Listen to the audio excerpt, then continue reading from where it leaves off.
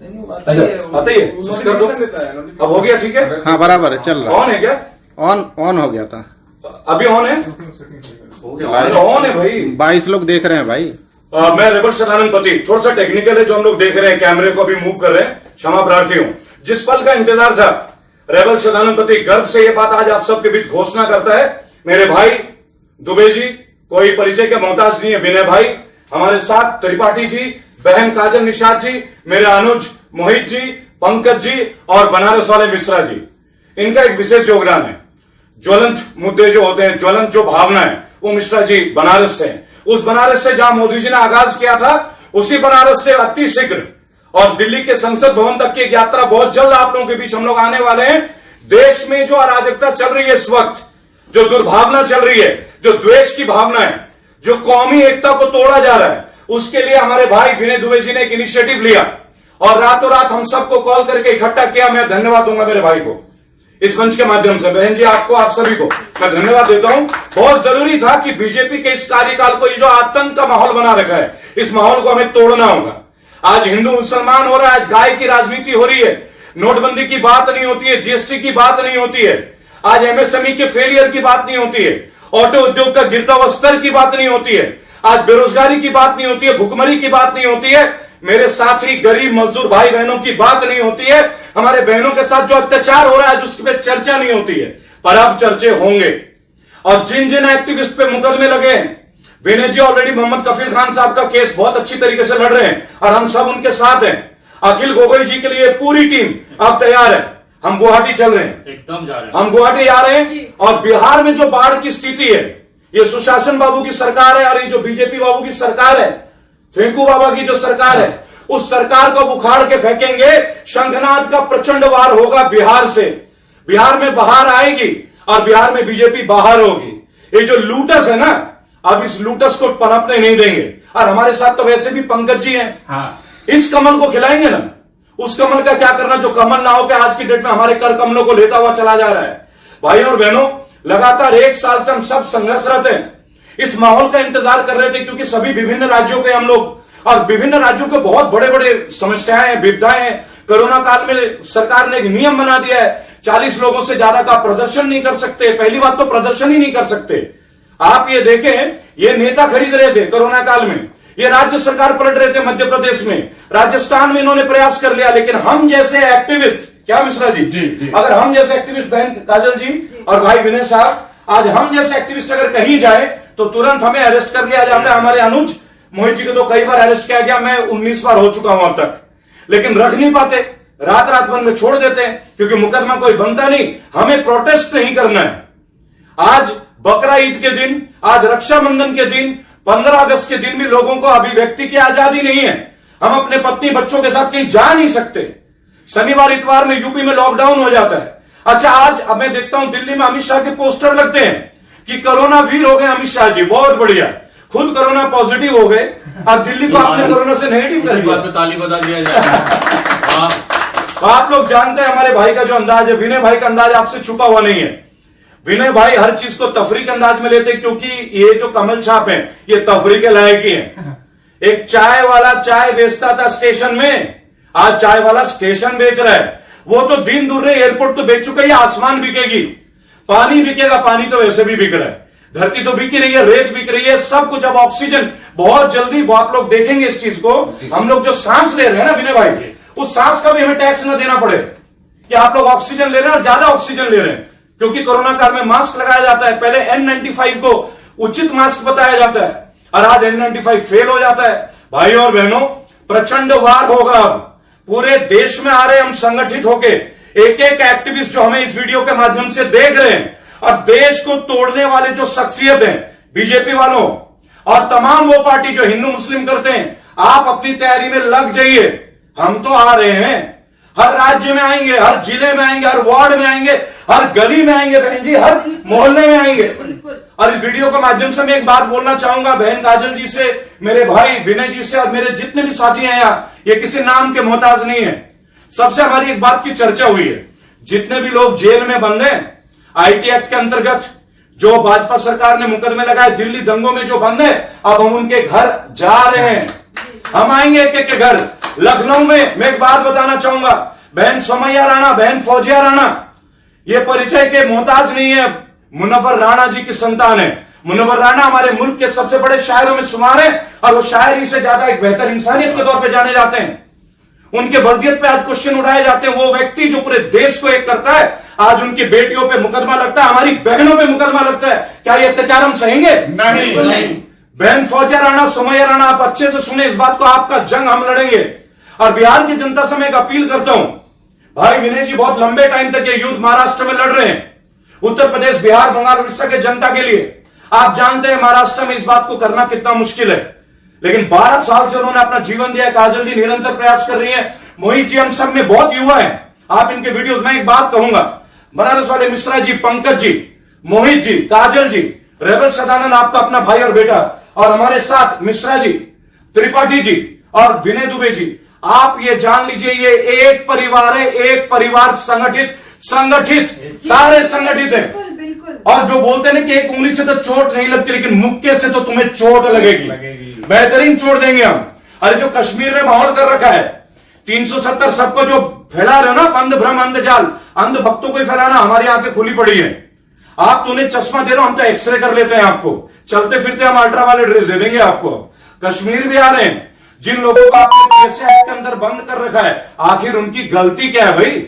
आप प्रजातंत्र की हत्या कर रहे हैं। और मीडिया के वो तमाम लोग जो ये वीडियो देखेंगे, क्योंकि ये वीडियो करोड़ों लोगों में जाने वाली है, मैं आपको बताऊं, लोगों ने ये कहा था मेरे से, रेबल आप सबसे संगठित करें, बगैर कहे विनय भाई ने वो कार्य कर दिया। भाई साहब शुरू के दिनों से मेरे साथ जुड़े रहे, मेरा हौसला बढ़ाते रहे। और आप एक बात देखें, कोई पॉलिटिशियन नहीं है, एक लीडर है। और इस देश को अब चाहिए एक लीडरशिप जी, इस देश को चाहिए लीडर्स। क्या भगत सिंह, क्या सुखदेव, क्या अशफाक उल्लाह खान, क्या मौलाना अबुल कलाम आजाद, क्या वल्लभ भाई पटेल, क्या महात्मा गांधी ने इन दिनों के लिए हमें आजाद कराया था?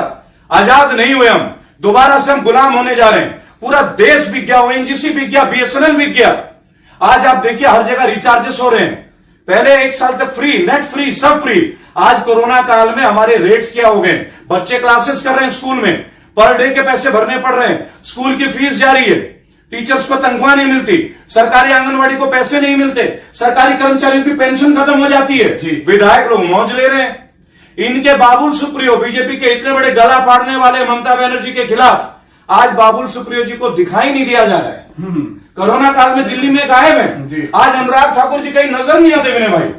जो अनुराग ठाकुर ने कहा था देश के गद्दारों को गोली मारो, अरे भाई सब गद्दार है, हमें भी मार दे, हमें भी मार दे आज। पर तुम तो सच्चे सपूत हो, तुम कहां थे कोरोना काल में? तुम हिमाचल के गलियों में मास्क बांट रहे थे या दिल्ली में बांट रहे थे, या तुम केवल BCCI में मास्क बांटते फिरोगे? भाई और बहनों, हमारे गृह मंत्री माननीय अमित शाह जी क्या बढ़िया स्पोर्ट्समैन है, किसी तारीफ के लिए कम नहीं पड़ेंगे, शब्द कम पड़ जाएंगे, इतने काबिल तारीफ व्यक्ति है। अपने बेटे को बैट दे देते हैं, चलो बेटा डायरेक्ट BCCI के सेक्रेटरी बन जाओ। कोरोना काल में कुछ मास्क ही बांट देते। माननीय मोदी जी, जब 15,000 लोग थे और हम जैसे भाई सड़कों में थे, आपके बीजेपी का एक भी नेता विनय भाई कोई भी सड़कों में नहीं था। कोई था क्या? नहीं था। कोई था क्या मिश्रा जी?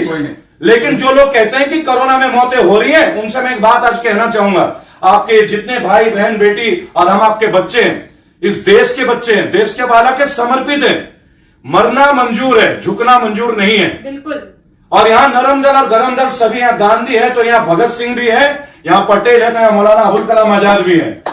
और सबसे बड़ी बात, अंध भक्तों, तुम्हें तो कुछ तारीफ की जरूरत है नहीं, तुम जानते हो विनय भाई क्या कहना चाह रहे हैं। बड़े मुश्किल से रोका है आज बड़े मुश्किल से रोका है, इसलिए कि आगे तो यात्रा रुकने वाली है नहीं। दिल्ली में कूच करने वाले हैं और कायदे से कूच करेंगे। कोरोना का नियम बनाया ना आपने, दिल्ली से शुरुआत कर रहे हैं हम लोग। आज भाई साहब ने, आज हमारे सारे साथियों ने मिलकर जो प्रण लिया है, और उसके पश्चात महादेव की नगरी, गंगा मैया की धरती बनारस से शुरुआत करते हैं। मोदी जी, वहां से आपने बहुत विकास किया है ना, उस विकास की पोल वहीं से खोलेंगे। आपके आदर्श सांसद योजना में जितने भी गांव आपके सांसदों ने गोद लिया, त्रिपाठी जी, जितने भी गांव उन्होंने गोद लिया, उन गांव का पोल खोलेंगे। आज आप वकीलों के लिए कुछ नहीं कर रहे हैं, कोर्ट बंद है, उनका परिवार कैसे चलेगा? रेस्टोरेंट वाला उद्योग बंद है, कैसे चलेंगे? EMI चालू, ब्यूटी पार्लर बंद है, लाखों लोग बंद है। आज शॉपिंग मॉल बंद है, लाखों कर्मचारी घर पे। आपने क्या पैकेज दे दिया? निर्मला सीतारमण जी ने 1,20,000 करोड़ का लॉलीपॉप दे दिया। मेरा संगठन रेबल सदानंद पति फाउंडेशन, MSME रजिस्ट्रेशन है, चेक कर लीजिएगा इंटरनेट में। निर्मला जी, माता जी, कितने करोड़ मुझे मिलेंगे ये बता दीजिए। भाई हमें भी तो चाहिए ना कुछ। भाई 15 लाख नहीं लूंगा अब विनय जी, 15 लाख से मन नहीं भरेगा। अब तो 1,20,000 करोड़ की बात थी। और एक बात मैंने उस दिन भी कहा था, गाय को राष्ट्रीय सम्मान घोषित करें, लेकिन गाय की वजह से कोई हिंदू और मुसलमान की मौत नहीं होनी चाहिए। ये देश राष्ट्रीय सम्मान के लिए मरने की जरूरत नहीं। और एक बात और, अगर आप ये सोचते हैं कि विरोधियों का सर कुचला जाएगा, तो आज मैं आपको बोलता हूं, वो जमाना था जब देशभक्त मरने का जज्बा रखते हैं। हम वो देशभक्त हैं जो जी के अपना काम करेंगे, हम मरेंगे नहीं, हम मारेंगे, हम मारेंगे, हम मृत्यु को प्राप्त करेंगे, लेकिन अकाल मृत्यु को प्राप्त नहीं करेंगे। ये युद्ध जीत के मृत्यु प्राप्त करेंगे, बीच में मृत्यु हासिल नहीं करेंगे। क्योंकि मैं तो जानता हूं आप यही चाहते हैं, कफिल खान, अखिल गोगोई, आप जितने भी एक्टिविस्ट हैं उनको अर्बन नक्सल बनाकर अंदर घुसा दोगे। आइए तो सही, हमारे पर मुकदमे लगाइए तो सही। एक से एक वकील है हमारी टीम में, खड़ा कीजिएगा कोई अच्छा वकील। माननीय योगी आदित्यनाथ जी ने पोस्टर चिपका दिए थे उत्तर प्रदेश में, लखनऊ में, मुरादाबाद में। सुप्रीम कोर्ट ने बोला भाई आपने कैसे कर लिया ये काम, आपको किसने परमिशन दी? और गवर्नमेंट का पास ऐसा क्या राय थी कि आपने कौन सा रूल पास कर लिया कि आप उनसे पैसे वसूल लोगे? एक भी जगह लोगों को सहायता नहीं मिली। और में मजदूर मर गए इसी उत्तर प्रदेश के सरकार में। यहां पे हत्यारों का बोलबाला, आए दिन बलात्कार, कल की बात है, मुझे कहने की जरूरत नहीं। 8 पुलिस वालों की हत्या हो जाती है कानपुर में, प्रशासन चुप है। एक गाड़ी में बैठाते हैं, दूसरी गाड़ी पलट देते हैं, क्या इनकाउंटर है। और एक बात सोचिए, 8 बार 8 लोग उसे पकड़ के बैठते हैं और वो अपराधी छुटता है और कहा जाता है कि उसने पिस्टल छीन ली, जिसका पैर भी टूटा है, जिसका पैर भी टूटा हुआ रहता है। भाई और बहनों, देश एक परिवर्तन के मार्ग पे है। जो आग मुंबई से शुरू हुई थी देश को बदलने की, वो आज दिल्ली तक पहुंच गया है। मैं अभिवादन करता हूं मेरे भाई विनय दुबे का, मैं अभिवादन करता हूं मिश्रा जी, मैं अभिवादन करूंगा पंकज जी, मोहित जी, काजल जी, मेरी बहन, और मेरे भाई हमारे बहुत ही प्रिय भाई है त्रिपाठी जी, और बूथ लेवल तक काम करते हैं, जमीनी स्तर के जुड़े हुए, दिखावे में यकीन नहीं करते, और कोई भी रईस की औलाद नहीं है।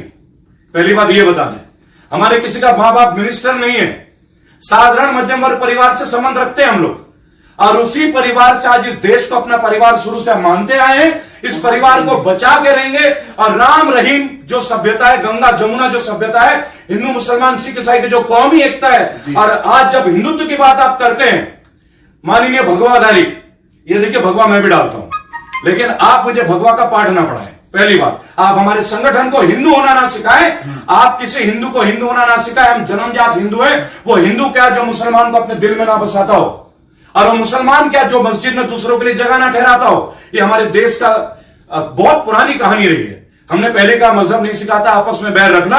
हिंदू मुस्लिम सिख ईसाई आपस में थे भाई भाई, आपस में हैं भाई भाई, और आपस में रहेंगे भाई भाई। और एक बात, जो इसके खिलाफ जाएगा उसका ना बचेगा एक पाई पाई। उन्हें रोड पे लाएंगे। आपको हमने रोड से, सड़क से संसद पहुंचाया था। भाई विनय दुबे जी ने कल बोला, रेबल भाई और सारे भाई और हमारी बहन जी तो बहुत अलग ही मिजाज की हैं। आप लक्ष्मीबाई की बातें करते हैं, साक्षात है हमारे साथ। आखिर जो वीरांगनाएं इस धरती को छोड़ के चली गई हैं, उनकी आत्मा आज भी बसती है। वीर रस आज भी है हमारी धरती में। ये देश आज भी कुर्बानी देना जानता है, पर इस बार हम कुर्बानी देंगे जरूर, पर आहुति नहीं देंगे। हाँ, इस बार उनकी आहुति ली जाएगी। जिन लोगों को हमने सड़क से संसद पहुंचाया था, उन्हें सड़क पे दोबारा लाके खड़ा करेंगे। 1300 आरटीआई भाई साहब एक से एक मुकदमे के पीछे लड़ रहे हैं। भाई और बहनों, जब भी हम लोग बोलते हैं थोड़ा लंबा बोलते हैं, उसका कारण है देश बहुत बड़ा है। जो बीच में हमें सुनते हो वो हमें दोबारा से एक बार पुनः सुन ले। बगावत का दौर है, राजनीतिक पार्टियों से हमें कोई बैर नहीं, लेकिन जो देश का नहीं है उनकी अब खैर नहीं। आप ये बात बहुत अच्छे से समझ लें। विनय दुबे, हमारे त्रिपाठी जी, रेबल सदानंद पति, बहन काजल निषाद, मेरे छोटे अनुज मोहित शर्मा जी, मेरे भाई पंकज श्रीवास्तव जी, और हमारे परम प्रिय आदर्श ग्राम योजना और प्रधानमंत्री के संसदीय क्षेत्र के उभरते हुए नेता बनारस वाले मिश्रा जी। आज मैं आपको एक बात बताना चाहूंगा, सारी जातियां, सारे धर्म, सारे लोग इकट्ठे हो रहे हैं। आज हिंदू मुसलमान की बात नहीं होगी, आज मस्जिद और मंदिरों की बात नहीं होगी, अब बात होगी रोजगार की, अब बात होगी कमाई की, आज बात होगी युवा संगठित हो रहा है नहीं, आज बात होगी क्राइम की, आज बात होगी नारी स्वतंत्रता के, नारी को क्राइम के खिलाफ बचाने की। आज बीजेपी के जो लोग, जिन पे 54 जो ऐसे लोग हैं विधायक और एमपी, जिन पर हाईनियस मुकदमे दर्ज है औरतों के खिलाफ, अब बात होगी उनके खिलाफ कैंपेन की। हमारे भाई ने आज एक बात कही थी हमसे कि हम एक कैंपेन बहुत जल्दी शुरू करने वाले हैं, बहुत जल्दी आप भाई साहब के माध्यम से सुनेंगे, लेकिन निकट भविष्य में जल्द इसी हफ्ते आप बहुत कुछ देखेंगे। देश में आगाज हो चुका है। कोरोना काल में केवल शैतान पैदा नहीं होते, कोरोना काल में बलिदान देने वाले इंसान भी जन्म लेते हैं। जय हिंद, जय भारत।